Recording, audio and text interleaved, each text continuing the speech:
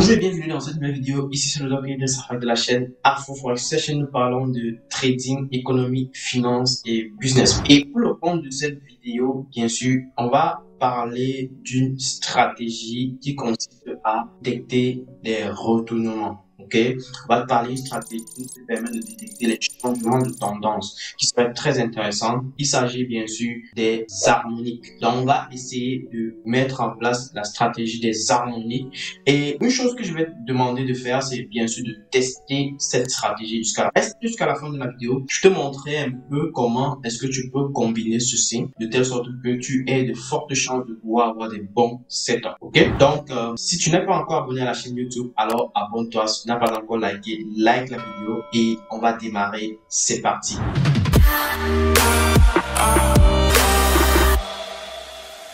Alors, comme je disais tantôt, dans cette vidéo, on va parler des harmoniques, n'est-ce pas, de la stratégie utilisant les harmoniques, ok? Et ce qu'il faut comprendre, c'est que les harmoniques sont en réalité un comportement qui fait usage en fait d'un outil principal qui est l'outil des Fibonacci. Donc, pour ceux qui ne comprennent pas ce que c'est que les Fibonacci, je vous conseillerais d'aller chercher la vidéo sur les Fibonacci dans la chaîne YouTube. Donc, vous aurez donc l'occasion de regarder ça et de mieux comprendre. Et on utilise deux niveaux principaux de Fibonacci en réalité. Donc, il est constitué en réalité de deux niveaux de Fibonacci. Le niveau des 68% et le niveau des 127%. Les deux niveaux sont très utiles. Et l'idée ici est de pouvoir, bien sûr, repérer un changement de tendance. Et donc, du coup, un harmonique va se constituer de trois, on va appeler ça comment? De trois mouvements. Deux mouvements impulsifs et un mouvement correctif. Et donc, du coup, on va partir d'un mouvement impulsif d'abord, n'est-ce pas? À partir d'un mouvement impulsif, je vais vous montrer. Un mouvement impulsif qui va pointer du point A au point B. Ok? Et du point B, on va aller maintenant faire une correction vers le point C. Et on va faire finalement maintenant encore une deuxième impulsion vers le point D qui va aller chercher ce qu'on va appeler les 122%, en fait, qui va aller chercher les 122% de la correction qu'on venait de faire. La correction qui a été faite ici représentait les 68%, n'est-ce pas, de la chute qu'on a eue ici. Donc, le fait qu'on soit remonté, ça représente quasiment 68 à 70% en général de ce que on a pu expérimenter comme baisse ici. Et là, du coup, la deuxième chute représente donc 122% de la remontée qu'on a eue ici. Donc, ici, là, c'est 122, ok? Et là, une fois qu'on a ces trois patterns-là, il y a des fortes chances que dès le point D ici, on ait un retournement sur le marché. Ceci est valable pour une tendance potentiellement haussière qui se prépare ou alors une tendance potentiellement baissière. On va prendre le cas de la tendance baissière. Eh bien, ça se présente comment? On part du point A, encore une fois, où on fait une impulsion, ok, vers le point B. Après, on fait une correction de 68% et vers le point C. Et après, maintenant, on fait une seconde impulsion. D'accord? Seconde impulsion vers le point D qui représente 122% de la correction qu'on avait eue précédemment. OK? Et une fois qu'on a atterri ici, on peut donc attendre à une potentielle drastique sur le marché. Donc, c'est comme ça qu'on repère les harmoniques.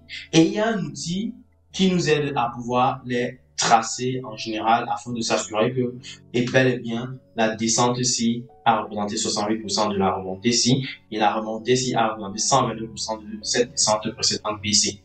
Donc, c'est un mouvement qu'on va appeler ABCD, ok? ABCD, où la tendance, l'impulsion AB sera égale à CD quasiment.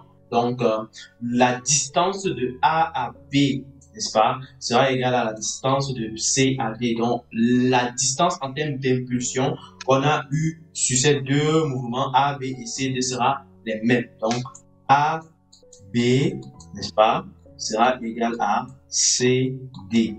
Okay? Donc, quand on a ce mouvement-là, on se prépare à un retournement, soit dans ce cas pour une baisse, soit dans notre cas pour une hausse. Maintenant, comment est-ce qu'on va repérer cela sur nos graphiques? Ça, c'est la question qui va faire l'objet de notre seconde partie. Donc, du coup, comme je disais tantôt, on va essayer de repérer les éléments qui... on va essayer d'utiliser maintenant l'indicateur harmonique, pattern, n'est-ce pas, pour pouvoir repérer ces mouvements harmoniques, A, B, C, D, n'est-ce pas, et pouvoir voir comment est-ce que le prix se comporte. Je vais prendre un premier exemple ici. Là, on est sur le Nasdaq à une unité de temps H4. Donc, du coup, je prends mon harmonique, je me rends compte que on a fait une première impulsion ici, n'est-ce pas? Une impulsion ici, hop, A, B. Après, on a fait une correction CD qui est environ 60% déjà, n'est-ce pas? Donc, ce sera approximatif, environ 60%. Et de C à D, n'est-ce pas? On est à 127 exactement. Donc, vous voyez que ici, on a bel et bien respecté. Je vais agrandir chez moi pour que vous voyez bien de quoi je parle. Et qu'est-ce qui s'est passé par la suite? Qu'est-ce qui s'est passé par la suite? Il y a eu cette remontada. OK? Cette remontada. Donc, on va de A à B, on va de B à C et de C à D. Et quand on arrive à D, quand D se manifeste, on doit être prêt. Et l'idée ici vraiment, c'est de pouvoir travailler son œil à pouvoir détecter ces mouvements-là. C'est-à-dire, vous allez en général détecter des mouvements comme ça, n'est-ce pas, qui ont quasiment les mêmes, deux impulsions qui ont quasiment la même distance. Donc, ça va faire comme un losange, n'est-ce pas? Ou encore des mouvements comme ça, ok? Où on a les impulsions qui ont quasiment la même distance, d'accord? Donc, et ça donne encore un losange pour préparer une remontée, ici pour préparer. Donc ici, ça c'est le premier qu'on a pu détecter. On va continuer, on va essayer de continuer. Donc je vais effacer d'abord tout ce qu'il y a sur mon graphique pour ne pas avoir du superflu. Et ici, c'est de pouvoir maximiser en fait sur le début d'une grosse tendance qui pourrait se manifester. Et bien sûr, ce qui pourrait nous aider à maximiser en fait ce type d'opportunité, c'est de pouvoir repérer le point D, n'est-ce pas? Le point B et D environ au niveau des supports résistance, au niveau d'une zone optimale de trading, ok? Un support résistance très solide, ok? Donc, par exemple, pour le cas d'ici, on avait bel et bien vu que on faisait le mouvement A, B tombait quelque part ici, après on a fait la correction CD, après on est descendu à D, et D a terminé avec une bougie qui s'est manifestée sur une moyenne mobile ici. La moyenne mobile est la moyenne mobile 800, qui est une moyenne mobile solide, donc du coup, pouvait exploser à la hausse. Non, l'idée c'est de pouvoir récupérer ces gains. Lorsque tu prends un achat ici, supposons, tu prends un achat ici, tu peux récupérer tes gains au point A, n'est-ce pas? Ou alors, tu peux récupérer une partie au point A, d'abord, TP1, d'accord?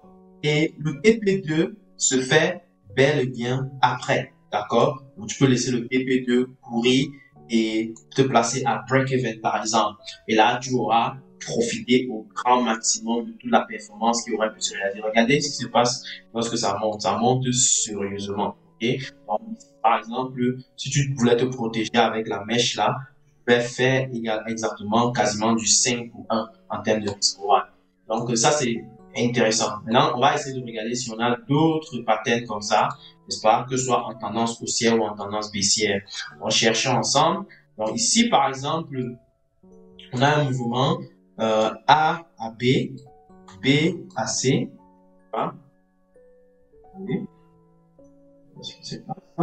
Donc on va reprendre A à B, n'est-ce pas? C'est quelque part ici, en tout cas à ce niveau-ci. C à D, n'est-ce pas? On voit qu'on tombe au niveau de 127 environ encore. Et là, du coup, dès qu'il se passe des choses comme ça, on commence à voir les signaux de pression haussière. On se positionne ici, n'est-ce pas? On se positionne dès ici après la bougie verte là. on se protège bien, on peut aller chercher quasiment du 2 pour 1. Donc, on prend un premier trade, on prend un premier take profit ici, bon, un peu plus haut si on veut. Donc, on peut décider de prendre notre gain au niveau de A, mais parfois, ça peut donner beaucoup plus en termes de gains. Et donc, du coup, il serait intéressant de pouvoir, bien sûr, capitaliser sur le mouvement de changement de tendance qui se prépare. D'accord? Donc, on va essayer de chercher un autre mouvement comme ça. Donc, pour pouvoir vous habituer à repérer ce genre de comportement. D'accord? Donc, ici, par exemple, on a le mouvement A à B, B à C, n'est-ce pas? C à D, n'est-ce pas? Ici, le D est allé chercher un peu plus loin vers le bas, n'est-ce pas? Donc, il fallait patienter encore un peu plus. Et là, qu'est-ce qui s'est passé? Le prix est monté, mais c'est stoppé à C.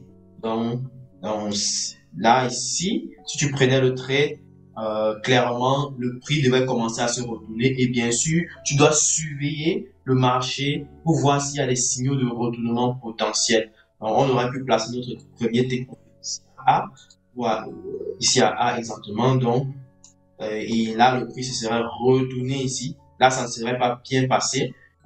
Mais quand on voit qu'il y a des signaux très forts de retournement comme ça, on peut se préparer à sortir du marché également. Okay? Donc, de manière totalement manuelle. Donc, ici, qu'est-ce qui se passe? On va chercher un autre mouvement. Okay? Ici, voici ce qui se passe. On a le point, on a le A, n'est-ce pas? A à B, B à C, C à D, n'est-ce pas? On est quasiment à 1,47. Et qu'est-ce qui se passe ici? Retournement brutal. Ok? Mais si je me serais méfié parce que je serais purement en contre-tendance et il faudrait qu'on ait un solide support résistance ici pour que je me permette de pouvoir saisir l'opportunité. Je ne serais pas hasardé à prendre facilement cette opportunité-ci parce que ce serait clairement être en contre-tendance. Vous voyez, les moyens mobiles sont encore bien alignés, bien écartés vers le bas, en tout cas descendantes. Et malgré ça, il y a eu un super mouvement qui a donné quasiment du 6 pour 1. Oui, quelqu'un pouvait tenter la donne, mais encore une fois, il faut être vigilant. Il faut rester vigilant parce que ça peut bien se passer comme ça peut ne pas se passer. Il faut être prêt à accepter le risque. C'est ça le point. D'accord?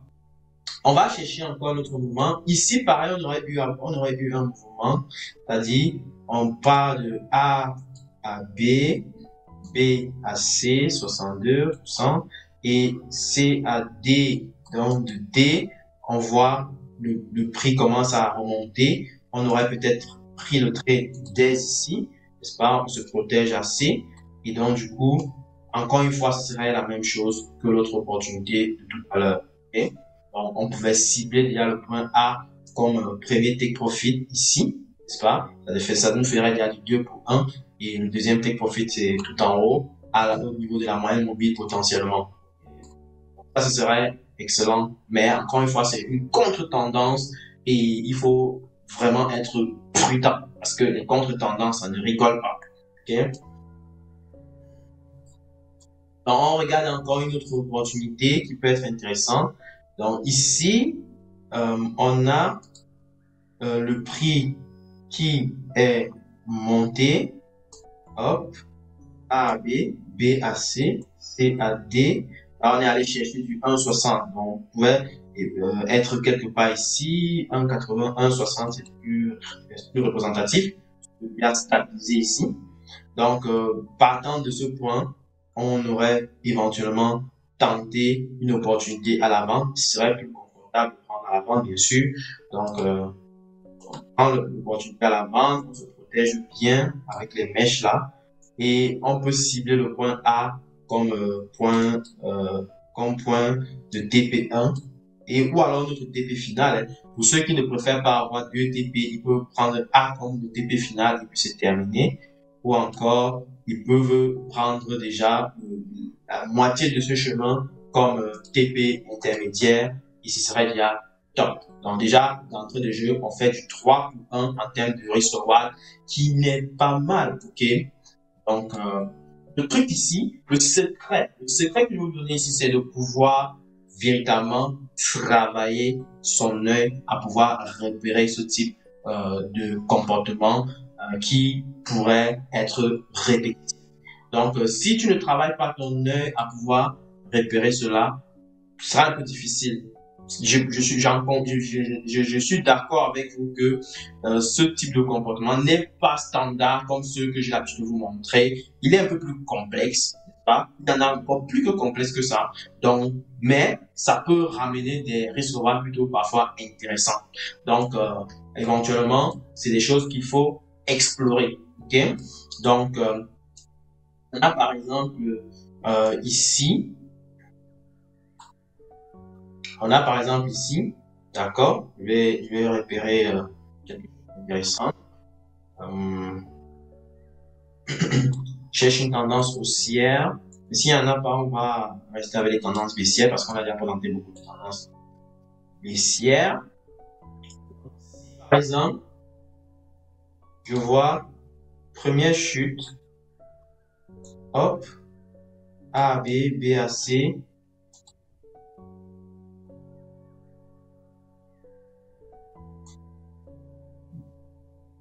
Je vais supprimer ça, hop. Donc on reprend A à B, B à C, C à D, et puis, qu'est-ce qui se passe? Il y a une remontée, mais encore une fois, c'est une contre-tendance. Moi, je dirais simplement, il faut faire très attention. Il faudrait que on ait un support résistance, mais brutal ici, là, pour pouvoir prendre le trade. Donc, on ne s'amuse pas à prendre des trades à tort et à travers, parce que c'est un ABCD, d'accord? Ici, par contre, c'est une tendance A à B, B à C. Donc, je voulais prendre dans l'autre sens. Attention. Hop. Donc, on va prendre comme ça. A à B, B à C, C à D. Voilà. Hop. Voilà. Et donc, du coup, on voit le retournement qui s'est manifesté. Ok? Donc, on reste dans le sens de la tendance. On est plus confortable. Tranquille. Voilà. Donc, ici, ma tendance est identifiée par les moyens mobiles, tout simplement. Ok? Donc, là, dans ce cas-là, on maximise nos potentialités et on fait des gains faramineux. Ok? En prenant ce trade-ci à la vente, supposons en prenant ici et en se protégeant bien, n'est-ce pas? On aurait déjà fait du 2 pour 1 étant au point A en atteignant le point A, c'est-à-dire ça c'est notre take profit point A, n'est-ce pas? Et si on voulait aller plus loin, on pouvait faire du 3 pour 1, voire du 4 pour 1 si on est tenace sur les marchés, n'est-ce pas? Même pratiquement du 5 pour 1. Donc, vous voyez que ce type d'opportunité peut être, ce type d'opportunité peut être assez intéressant sur les marchés lorsque vous parvenez à bien repérer les choses. Okay? Donc, on a A à B, B à C, C à D. Là, on n'a pas atteint les 127, c'est limite. Donc, c'est pas trop ça. On serait un peu méfiant. Donc, du coup, je laisserai passer. D'accord? Donc, voilà un peu globalement comment est-ce que vous pouvez travailler les harmoniques, les patterns harmoniques. Et je tiens à rappeler que, pour résumer, les patterns harmoniques sont tout simplement des patterns qui permettent de repérer des retournements de tendance, qui peuvent vous permettre de confirmer des rebonds, qui peuvent vous permettre de confirmer le début d'une nouvelle impulsion. Okay? On peut les repérer comme à l'achat ou à la vente. Très intéressant de pouvoir les suivre, bien sûr, sur les paires de devises comme sur les indices, ok? Et même sur les cryptos, ça existe, ces patterns. Et maintenant, l'idée ici, c'est de comprendre que il est constitué de plusieurs composantes. 2 composantes impulsives et une composante corrective, ok? Et il utilise également des niveaux de Fibonacci, à savoir les 68%, les 127%, pour pouvoir repérer les points de départ d'impulsion. Okay? Donc, ça, c'est les composantes de l'harmonique. On peut les récupérer encore une fois pour des impulsions haussières comme des impulsions baissières, mais pour maximiser nos probabilités de réussite, n'est-ce pas? Pour maximiser nos probabilités de réussite, il faut absolument nous donner la chance d'être sur des supports résistance intéressants, ok, des niveaux optimum de trading, et comme ça, on peut éventuellement avoir des gains plutôt faramineux, des risques reward plutôt intéressants. Je vous ai montré quelques exemples ici. Vous pouvez avoir des risques reward qui vont de 2 à quasiment 5 pour 1 en fonction de l'actif que vous tradez. Bien sûr, j'ai travaillé ici avec le temps H4, donc vous pouvez travailler aussi, vous pouvez tester et voir si c'est valable dans votre contexte, si c'est valable sur les paires de devises, et travailler également en unité de temps H1, ça peut être aussi assez intéressant. D'accord? Donc, voilà un peu pour résumer la vidéo. Dis-moi en commentaire si tu n'as pas compris certains éléments. Je pourrais revenir sur la vidéo. Je pourrais revenir sur certains éléments que